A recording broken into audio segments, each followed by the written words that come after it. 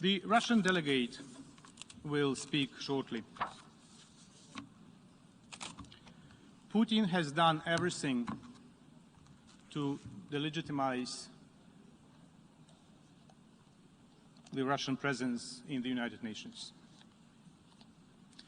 But I wonder if the Russian presence in the United Nations has ever been legitimate. I wonder if ever this assembly voted in accordance with paragraph 2 of Article 4 on admission of the Russian Federation to the United Nations, either in December 1991 or in January 1992, or wherever thereafter. I want to ask the delegates whose countries voted for admission of the Russian delegation to the United Nations to raise their hand, to confirm that Russia was admitted to the United Nations according to the Charter. Please, gentlemen, ladies and gentlemen, please raise your hand if your country voted in the formal session of the General Assembly in reply to the letter by President Yeltsin dated December 24, 1991, when he told the United Nations that Russia would like to be a continuator state of the demised Soviet Union. Anyone? Shall I put my glasses if my vision fails me and I don't see any hand raised? Any country? Anyone voted for Russian membership? I leave you with that and think about it when you listen to the Russian delegate.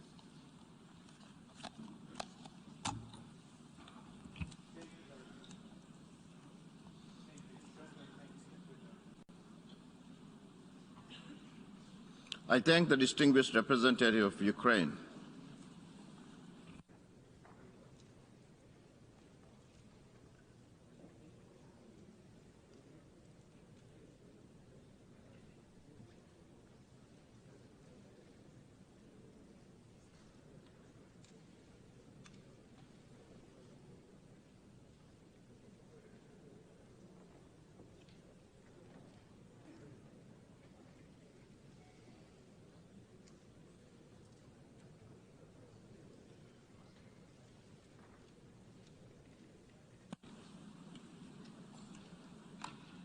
I now give the floor to the distinguished representative of the Russian Federation.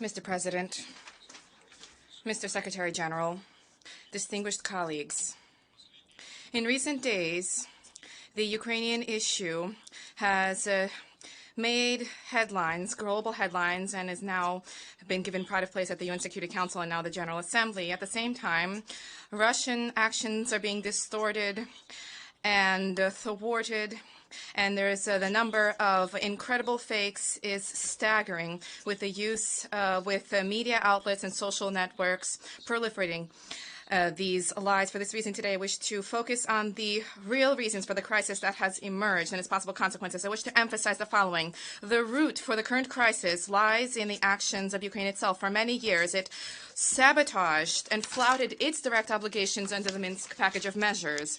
Just recently, very recently, there was a hope that in Kiev they would reconsider and that they would indeed comply with what they signed on to back in 2015.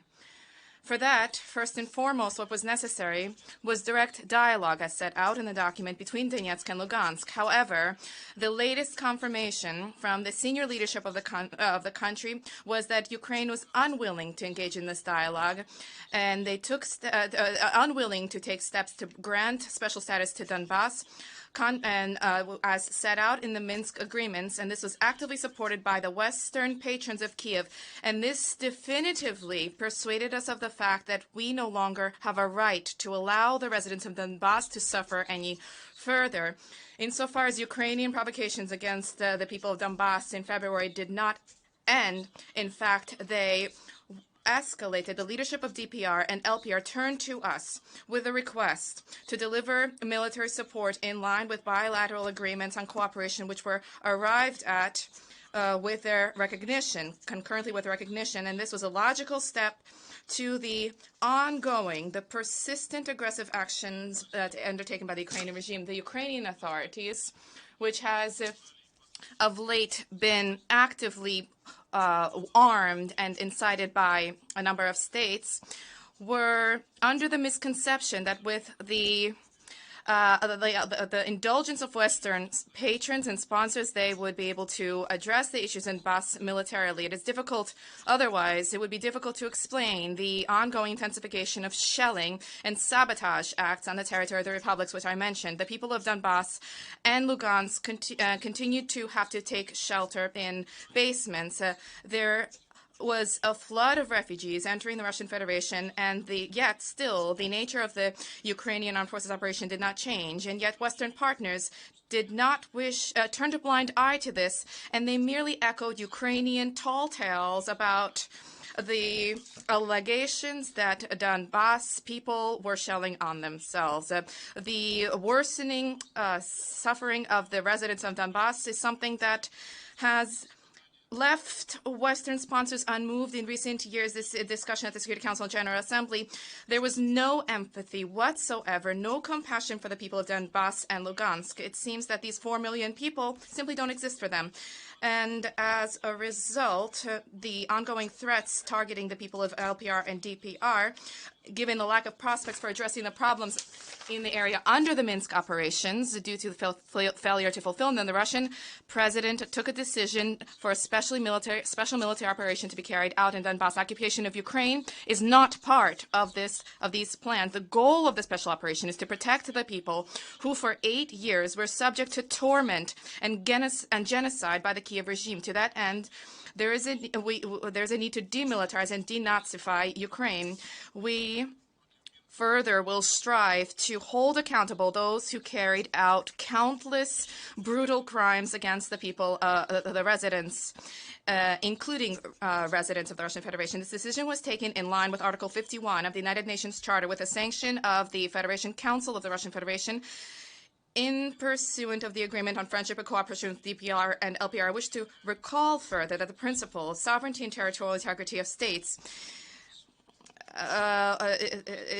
is something which we are being accused of breaching vis-a-vis Ukraine. The Declaration on Principles of International Law on Friendly Relations Between Peoples was adopted in 1970, and it needs to be unstintingly complied with respect to states, I quote, conducting themselves in compliance with the principle of equal rights and self-determination of peoples as described above, and thus possessed of a government representing the whole people, belonging to the territory without distinction as to race, creed, or color.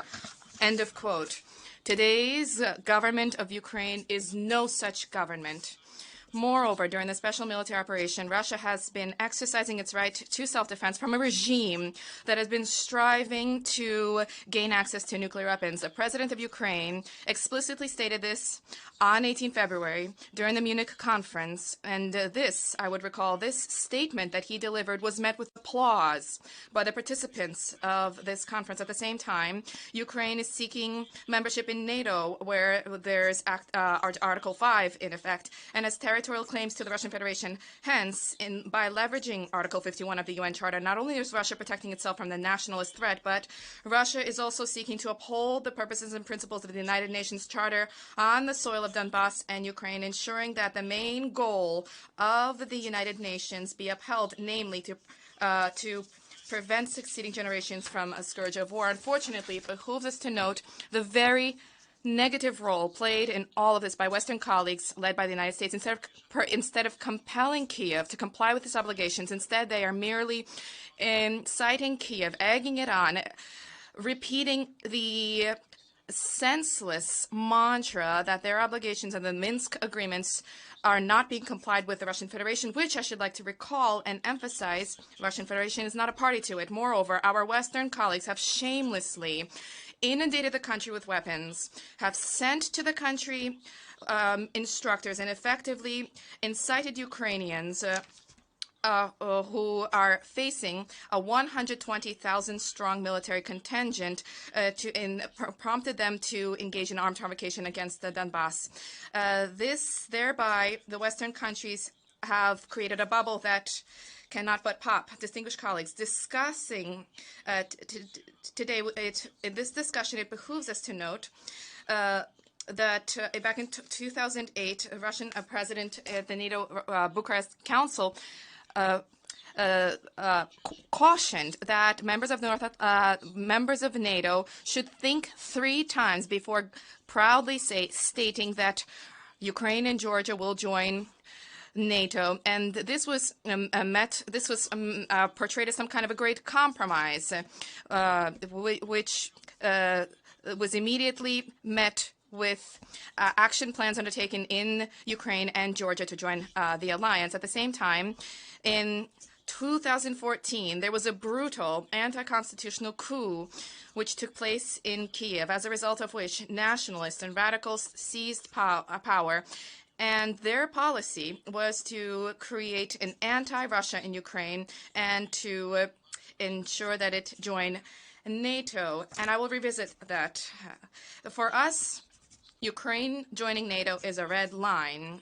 First and foremost, from the military strategic level, the deployment of NATO infrastructure in that country would compel us to adopt measures in response, and this has placed us at the verge of conflict. For this reason, in December 2021, we proposed that agreements be arrived at with the U.S. and NATO for security assurances to be provided to the Russian Federation. However, our extended hand was unceremoniously rebuffed by Americans and NATO representatives. It was proposed that we continue to discuss secondary issues without consideration of our concerns. Moreover, the question was not addressed as to how the freedom of choosing alliances as set out in the OSCE aligns with the principles of indivisibility of security, which is of great importance to us.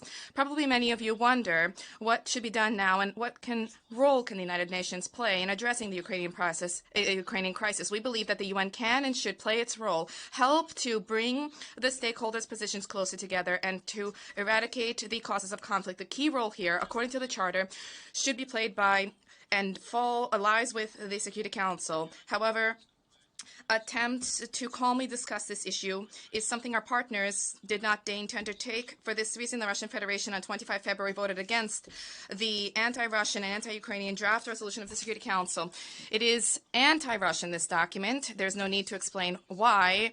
It suffices to have a cursory glance at the document. Why is it anti-Ukrainian, the document? Because this document, beyond any doubt, is inconsistent with the root interests of the Ukrainian people insofar as it is an attempt to salvage and to cement in Ukraine those authorities who brought the country to the brink of tragedy, and this tragedy has been ongoing for 8 years now. The main reason for our negative vote was not what was in the draft, but what was not included in the draft.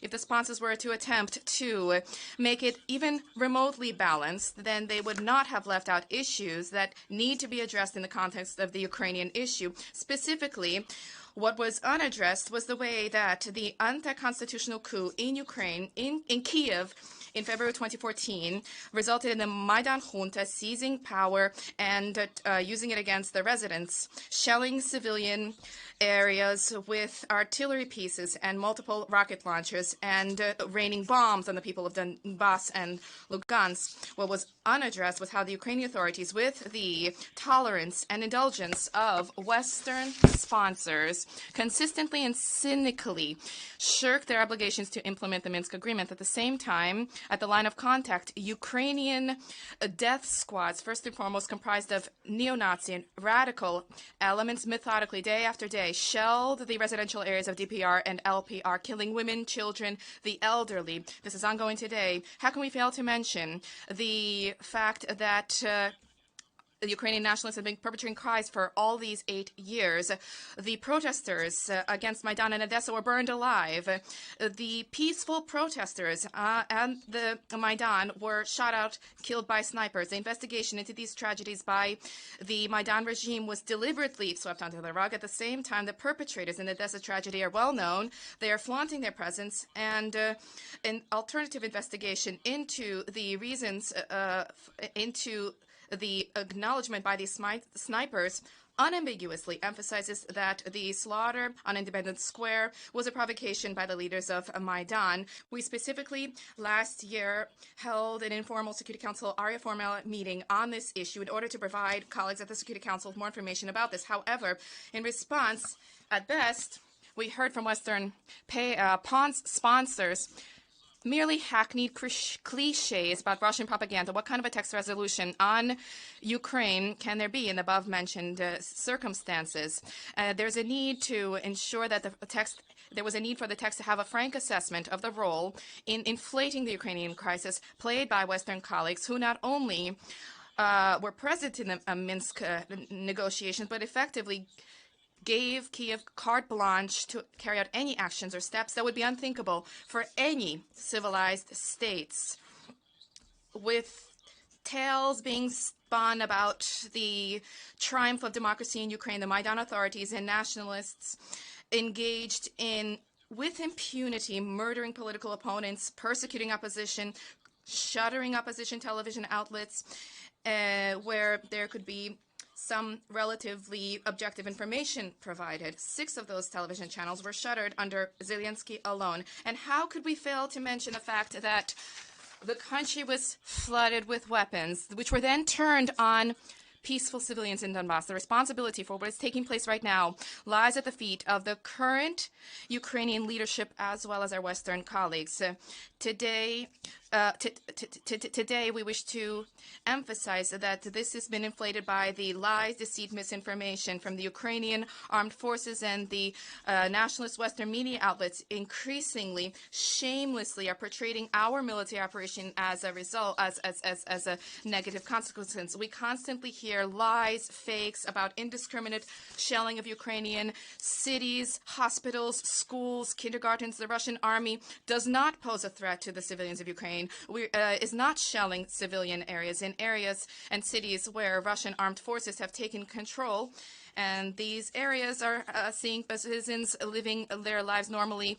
Basic infrastructure, transportation, local infrastructure, and law and order is being upheld. And this includes the electrical station, the power plant, which is jointly patrolled by Russian representatives and the special Ukrainian police who are present in the area. The Chernobyl plant is also operating normally. The threat to the residents of Ukraine presently is posed by the Ukrainian nationalists who have effectively taken hostage the residents of Ukraine, and they're using them. They're hiding themselves behind them and using them as human shields. There's an abundant evidence from ordinary Ukrainians that nationalists, despite their protests, have been deploying heavy equipment and multiple rocket launchers in residential areas.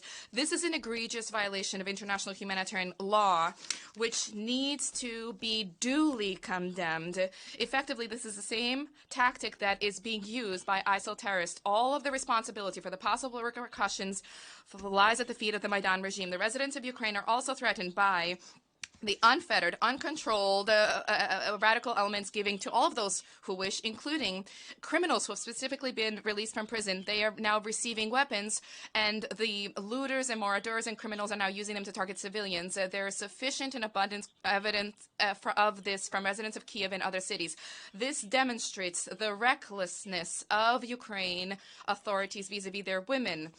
Just now, we received a letter from the Ukrainian human rights civic organization, the Social Policy and Social Protection Institute, under the name of Irina Berezhna. For 8 years, this body has been informing international structures about how the neo-Nazism was born and proliferated in Ukraine, and how it has been and continues to be upheld at the state level. I briefly quote today.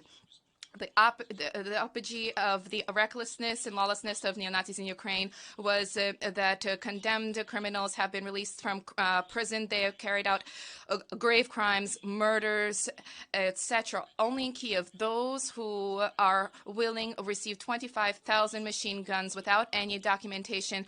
Killings, looting, crime is ongoing. Those so-called territorial defenders of Ukraine shot at a car, killing parents and a young girl. 2 children are in hospital, critically wounded. The former acting president, following the unconstitutional coup in February of 2014, Turchinov, called on all citizens who are not indifferent to slaughter Russians throughout the territory of the country. And this, despite the fact that the most recent document for Ukraine in 2019 sets out that almost 17%, and actually far more people are Russian there. Now, against the Russian Federation in social networks, an information war has been unleashed insofar as evidence of destruction of civilian infrastructure by a Russian military does not exist. Ukrainian attacks and accidental attacks bear out the fact that Ukrainian nationalists are carrying out this violence. Social networks have training manuals about how to create fakes to taint our military operation. Throughout Ukrainian social networks, there are 1.2 million such pieces of fake news, and the correspondence that was read out by the Ukrainian ambassador, that conversation that was read out is also a part of these facts, and these fakes, and this is well known. We also did not support the draft resolution for this issue to move from the Security Council and be addressed by the General Assembly special session today. We were guided by the fact that this measure proposes that we register that the Security Council failed to uphold its main responsibility for the maintenance of international peace and security, and at the same time there was not even a hint at an attempt to find a constructive solution at the Security Council. Attempts to circumvent the position of the Russian Federation, to disregard the position of the Russian Federation, runs counter to the very bedrock of the United Nations. There's a need to find common ground, regardless of our Western partners' attempts to avoid this, including when they disregarded our legitimate concerns in connection with NATO policy and Western countries' breach of the core principles of the OSCE on indivisibility of security. To conclude, Mr. President, I wish to state that the Russian Federation did not begin these hostilities. The hostilities were unleashed by Ukraine against its own residents, the residents of Donbass, and all of those who are dissenters. Russia is seeking to end this war. Thank you. I thank the distinguished representative of the Russian Federation.